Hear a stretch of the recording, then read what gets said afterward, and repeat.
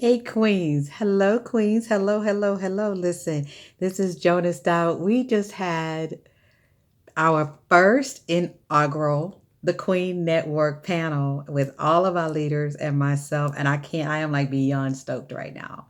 So I'm doing a little bit of recap because we did have a little bit of a technical difficulty on the guys. It took 20 minutes just to get. That's how you know when you're in the flow with God, because there were things that happened prior to that live that has never happened to me before, but we did it.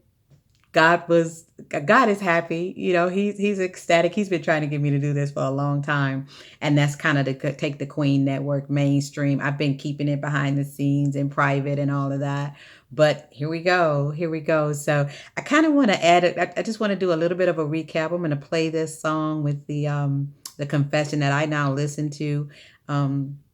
Chanel, it's called the Sacred Creed. I've been saying it since May of 2018. But what she did was she took it and she put it to music, and I absolutely love that. So I'm going to play that. And then I'm going to play something that I played on the live tonight. I wasn't quite sure how clear it came across. I just know I need to do something different next time so that it can come, not necessarily come through the speakers, but I should have logged into Zoom and played it from there. But I know now. But anyway, I want to play it so you guys can understand why I asked the question that I did. And here's the question. Can a single man and a single woman be friends? And so I kind of acted as the, what's the word? Devil's advocate. So I want to put this information out there. And then Patty did a summary that was just like so on point. All of the ladies did very, very well. It was a little bit long, guys, this time because I wanted you to get to know them. All right. So I had them to introduce themselves on the front end and then answer that question. So listen to this beautiful, beautiful song, or it's really my entrepreneurial confession. And this is something that I would say before starting my day to go to work. So. Woke up this morning feeling different. I heard my angels tell me, listen, yeah. Let it go and stop pretending. Ay, ay, ay, ay. Ay, ay, ay, ay, ay, ay. See, I was sent here on a mission, and I ain't asking for permission, no. Oh, let it go and stop pretending. She's talking about letting it go. What you focus on grows, ladies. Making room for more and different. I let it go.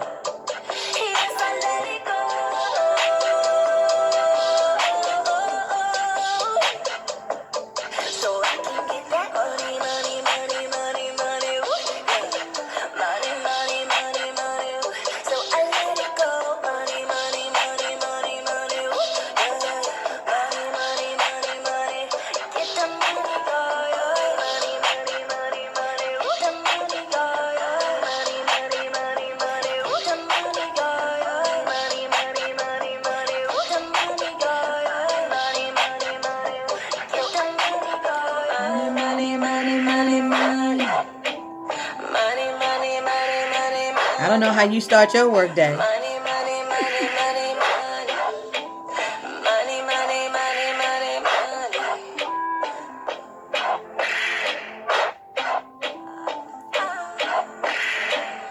believe that my life is sacred. Therefore, I am committed to living, thinking, acting, speaking, and doing everything in my life to reflect that. I am valuable. I am loved. I am a miracle worker. And I am capable of creating a prosperous and abundant life full of love, joy, and inner peace. I will invest the time that is necessary to maintain a strong relationship with God. And I will make sure the results of that relationship shows up in my daily life. I am a powerful human being, and I use my words to create and never to destroy. I am a believer and not a doubter. I am a conqueror and not a complainer. I am a victor and not a victim. I am the one. And all the good that belongs to me by divine right can never be taken from me. I'm confident in that. And I remain calm and unshakable in my daily affairs because I know that the Spirit of God that dwells in me, lives in me, and exudes me. I'm a powerful human being, and I use my words to create and never to destroy.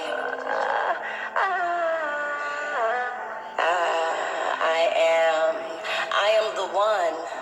I am the one. I am the one. Honey, that is so powerful. It's so powerful. It's so powerful. I am so glad that we were able to do that tonight. I wanted to share that with the ladies first of all, because that is my daily confession before I go to work, ladies. And so I wanted to share that with you. Now, the next thing I wanted to share with you was what led to this question. I have quite often conversations with the Father. And so, and I record them all. And it's really so that I can go back and listen to them. You guys know I'm writing a book, right? And writing 2 books right now. And so this is one of the excerpts from the book. And it's really a thought. And then what I do is I take those thoughts and then I transpose them over into words in the book. But that's what prompted my question to the ladies tonight. Can a single man and a single woman be friends? Just want to capture these thoughts. So here we go. Men and women being friends. My personal belief, and from my own experience, I don't believe men and women can be friends. My personal. I believe you can have these. But some people would say associates and so forth, and I want to define the two. It's not like we can't do, go out to dinner and things like that. But I think when you start talking about friends share secrets. Friends share heartfelt moments. And so what happens is when you start having what I call friend conversations, it brings about a connection. I want to talk about the connection between me and my accountability partner. I share secrets with her. She and I have a bond. We have a bond. But because we are heterosexuals and so forth and so on, we know that bond is only going to go so far. The thing about the male and female relationship is that bond can go further. I said this a few minutes ago. I said that when you start sharing secrets and you start bonding, and there's a what did I say? There's a thin line between. I know what it is. What happens is when you start sharing moments, life moments, good, bad, something happens and you want to pick up that friend, that male friend, and call him and tell him about maybe even something going in your relationships and so forth and so on. You've taken that relationship into an intimate space. You're sharing intimate communication, intimacy, and that's why I keep trying to tell people, intimacy is not sex. It's a moment. It's that being able to be vulnerable is that space. Intimacy is a space that you occupy with another human being that has nothing to do with sex. And so when you share that with the opposite sex, I say this all the time, and this is the reason why I just don't believe that a man and a woman, I know for me personally, I won't have male friends. I'm definitely going to not. You wouldn't have male friends if you were married. You wouldn't have male friends if you were married. So if you got married, then what happens to all your male friends? They're just no longer your friend anymore?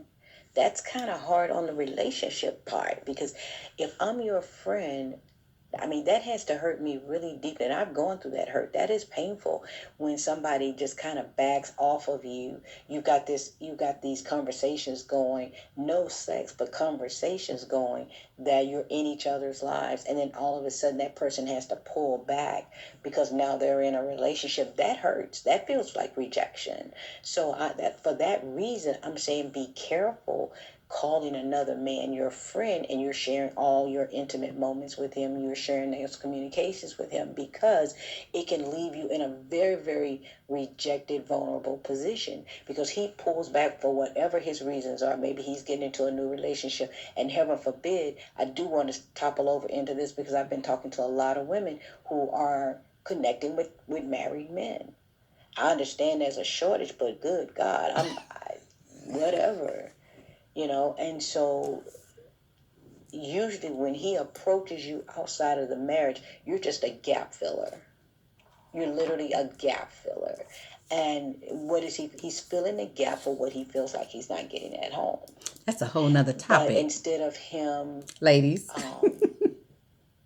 maturing through that process, maybe seeking counseling, sitting down and having, in other words, doing what he has to do to make sure that that relationship fulfills him, he'd rather just step outside of the marriage and risk hurting someone else, and so what happens is, women, we don't separate our bodies from our hearts. They're connected. I don't care how you try to say that. We got some, and that's why it's hard for prostitutes. That's why mentally they just messed up, because it goes against everything the way we were created. Because we are nurturers, we're givers, and so, and yes, we're receivers, but we give nurturing. We nurture.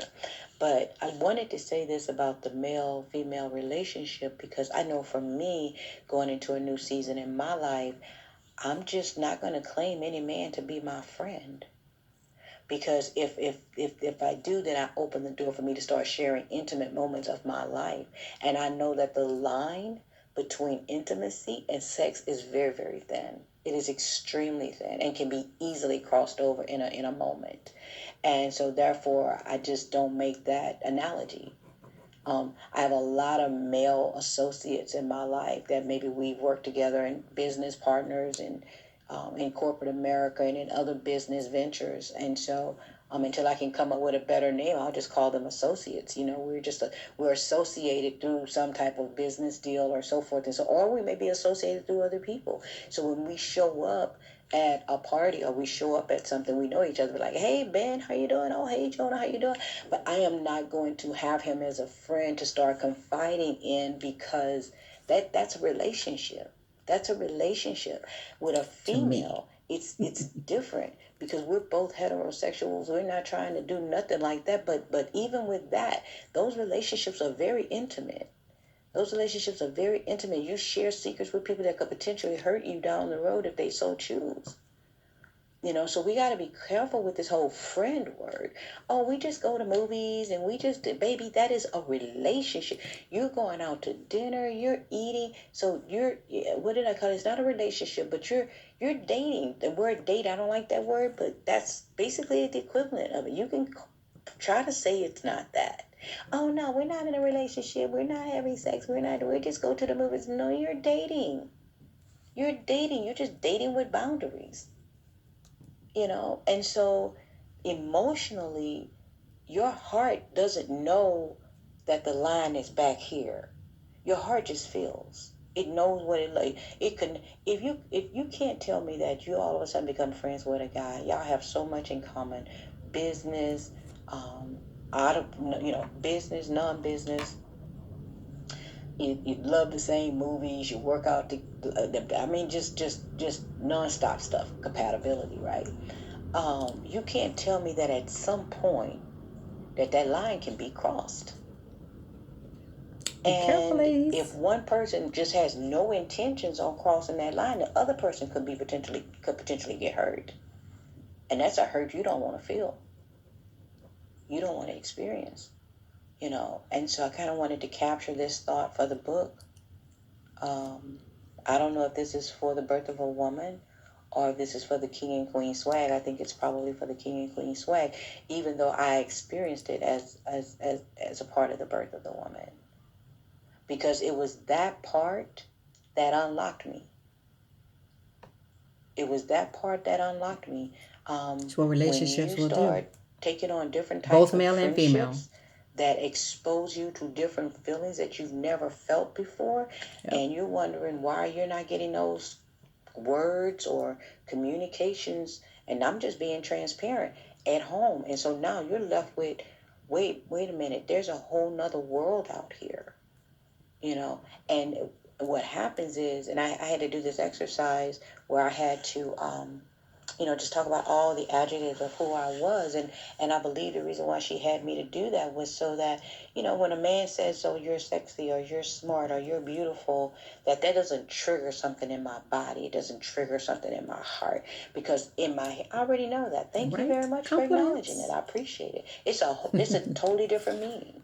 It's a totally different meaning. And I think that's something we need to turn on in our young girls and in our children, because that's what happened to me in high school. I had never heard the word beautiful before, or pretty, I think is what the boy used. But, a boy calling you pretty for the first time triggers all sorts of emotions. And you think you don't know what to do with those emotions because you've never heard it before. If you'd heard it before, it would be like, oh, okay, he's acknowledging that I'm pretty. Okay, daddy told me I was pretty. Mommy told me I was pretty, so I'm pretty. So it wouldn't have triggered the wrong emotion. It would have triggered more of a validating type of emotion. So because not to do that and to connect that to some real emotion, whether we call it love or infatuation, I don't know what you want to call it, but yeah, it can be very, very painful to have to walk yourself up out of that. So I'd rather women not have to deal with that at all if they had a better understanding of friendships and better understanding of what their triggers are. I heard something the other day and I need to go back and grab it. I think Juanita Bynum said, and I need to go and grab it because it was so good. That thing that will I'm just using my own words for now. That thing that will trip you up is the thing that will trip you up. That thing that has the capacity to trip you up is the thing that will trip you up. So if somebody giving you nice words is that thing that feeds you, then all the enemy knows is that I just got to give her somebody who's going to give her kind words and treat her nice. And I'll have her so strung out she'll think she's in love with him, but that's not what he's about. He's just after her body. And then once he's done with that, then he's got an exit strategy. And there she's left in a puddle trying to pick her life up and figure out what the heck just happened. You know. So I wanted that to be clearly articulated. I'm not quite sure how clear that was on the live when you guys listened to it, but I wanted to clear that because here's my take on this. In high school, when I went from middle school into high school, man, I was not ready for the attention that I got, and it really changed the trajectory of my life and how I received information because I didn't know how to process it correctly. A lot of you know that I was a teenage mom. And so I didn't understand the process of that language that I was hearing for the first time. I do want to touch on something, but I want you to make sure you watch the Facebook Live because Patty touched this on the end. This was not part of my question, but it was valid. My question came out of this communication that I was having from kind of working on my book was, can a male and a female be friends?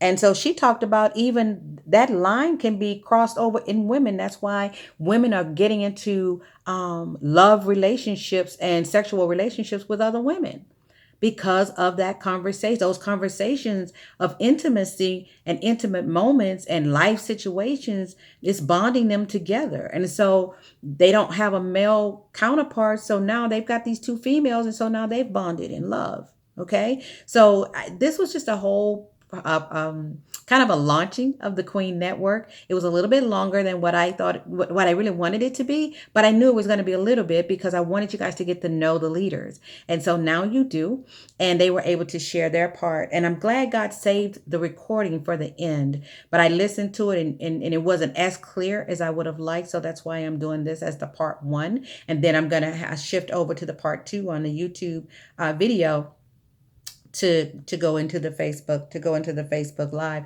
I also wanted to talk about dating versus vetting. And so hopefully you guys will pick that up in the Facebook Live, because if you're sharing all these secrets and all this that's going on in your life and all that, guys, those are intimate life moments. Somebody's getting to know you probably better than your parent or any other friend. So I'm just saying, be careful. Okay.